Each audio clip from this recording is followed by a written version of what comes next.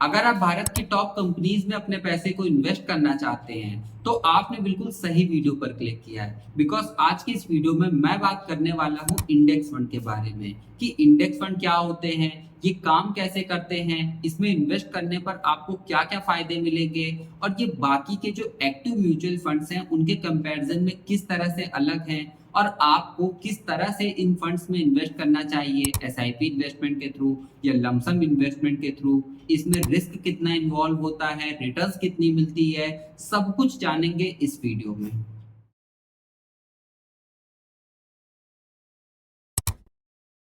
सबसे पहले जानते हैं कि इंडेक्स फंड क्या होते हैं। तो इंडेक्स फंड हम उन फंड्स को बोलते हैं जो अपना पैसा मार्केट इंडाइसेस में इन्वेस्ट करते हैं। मार्केट इंडाइसेस यानी कि Nifty 50, Sensex, Nifty next 50, S&P BSE 100, Nifty 500, तो ये सब मार्केट इंडाइसेस होते हैं। तो जो फंड अपना पैसा मार्केट इंडाइसेस में इन्वेस्ट करते हैं उन्हें हम इंडेक्स फंड बोलते हैं।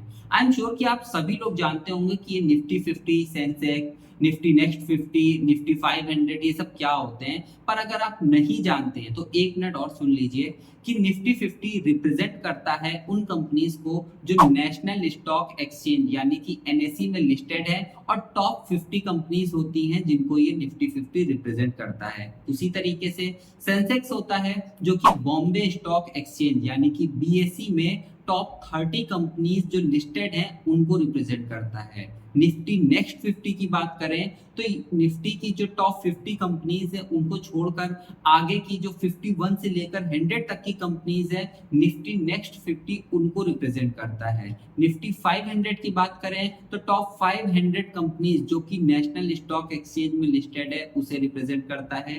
मुझे उम्मीद है कि अब आपको समझ में आ गया होगा कि इंडाइसेस किसे कहते हैं और इंडेक्स फंड किसे कहते हैं। इसे एक और एग्जांपल के साथ समझते हैं जिससे आपको और अच्छे से समझ में आ जाएगा।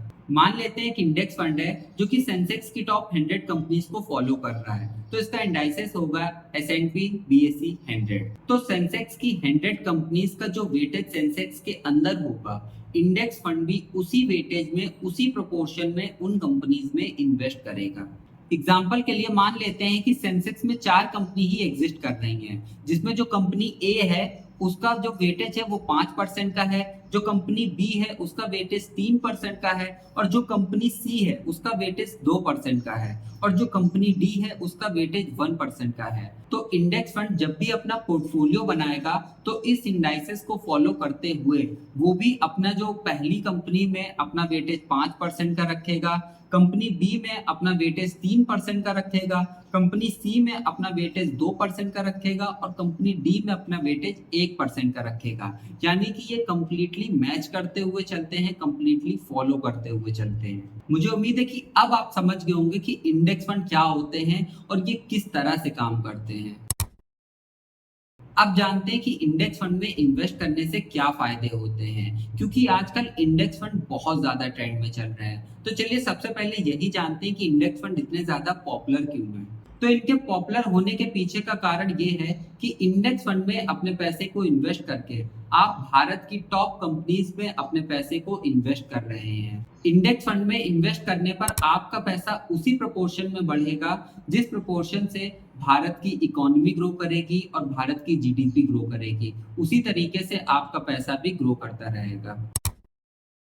दूसरा फायदा होता है लो एक्सपेंस रेशियो। इंडेक्स फंड में जो आपका एक्सपेंस रेशियो होता है वो बहुत ही मिनिमल होता है, 0.1% से 0.5% के ही बीच में ये लाई कर रहा होता है। और वहीं पर एक्टिव म्यूचुअल फंड का जो एक्सपेंस रेशियो होता है वो 0.5% से लेकर 2% तक कुछ भी हो सकता है। जो लोग एक्सपेंस रेशियो को नहीं जानते हैं तो उन्हें मैं बता दूं कि एक्सपेंस रेशियो वो मिनिमल फीस होती है जो एसेट मैनेजमेंट कंपनी हमसे चार्ज करती है हमारे फंड को मैनेज करने के लिए। इसके ऊपर ऑलरेडी मैंने एक डिटेल वीडियो बनाई हुई है कि एक्टिव म्यूचुअल फंड और पैसिव म्यूचुअल फंड में क्या डिफरेंस होते हैं। एक्टिव म्यूचुअल फंड यानी कि जो हमारे large cap, mid cap, flexi cap, small cap funds होते हैं वो फंड्स, और पैसिव म्यूचुअल फंड्स यानी कि जो इंडेक्स फंड होते हैं जिनकी बारे में आज की इस वीडियो में हम बात कर रहे हैं, उन दोनों के बीच में क्या डिफरेंस होते हैं इसकी वीडियो की लिंक आपको डिस्क्रिप्शन बॉक्स में मिल जाएगी। तो अगर आप दोनों का कंपैरिजन देखना चाहते हैं कि आपको दोनों में से कहां पर कितना कितना फायदा होता है और कहाँ कितना नुकसान होता है, तो आप सिंपली उसे डिस्क्रिप्शन बॉक्स में जाकर के देख सकते हैं।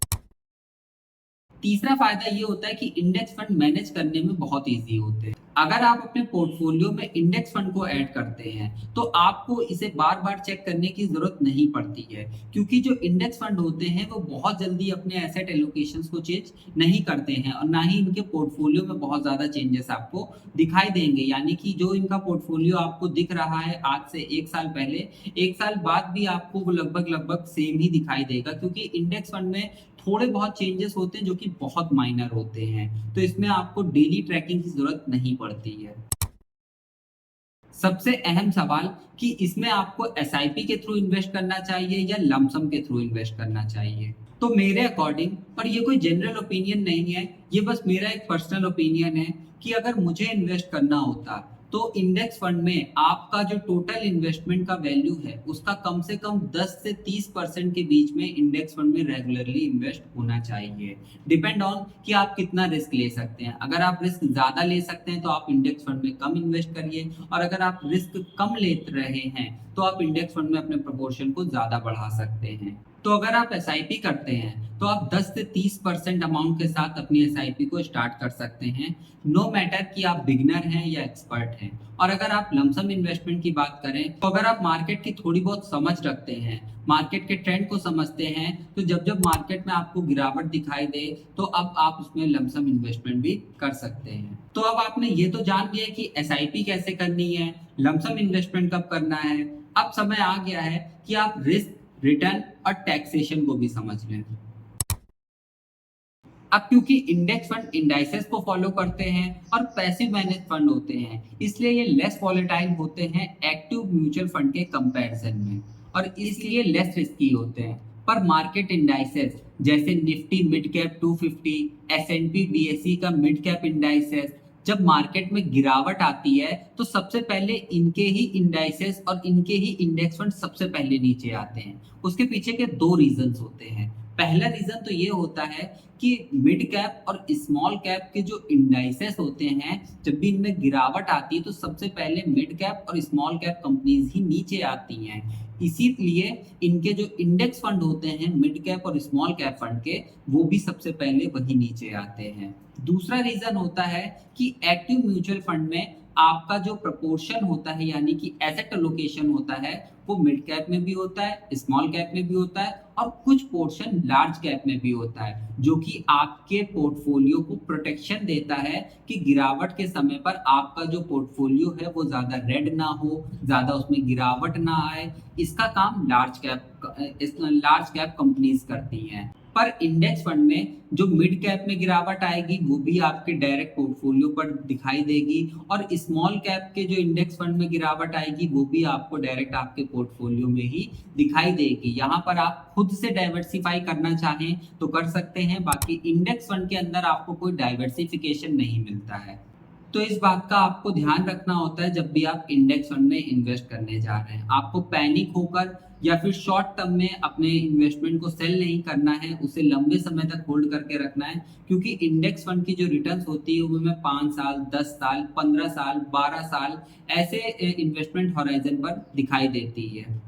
रिटर्न्स की बात करें तो इंडेक्स फंड में जो हमारी रिटर्न्स होती है वो 10 से 12% की हमें एवरेज रिटर्न्स मिल जाती है, अगर हम लॉन्ग टर्म के लिए इन्वेस्ट करते हैं, जैसे 10 साल, 15 साल, 12 साल के लिए। अब बात करते हैं टैक्सेशन की, कि टैक्स किस तरीके से एप्लीकेबल होता है इंडेक्स फंड के ऊपर। तो देखिए, इंडेक्स फंड में जो आपका टैक्स लगता है वो दो तरीके से लगता है। पहला long term capital gain tax और दूसरा लगता है short term capital gain tax. Short term capital gain tax आपका लगता है 1 साल से पहले।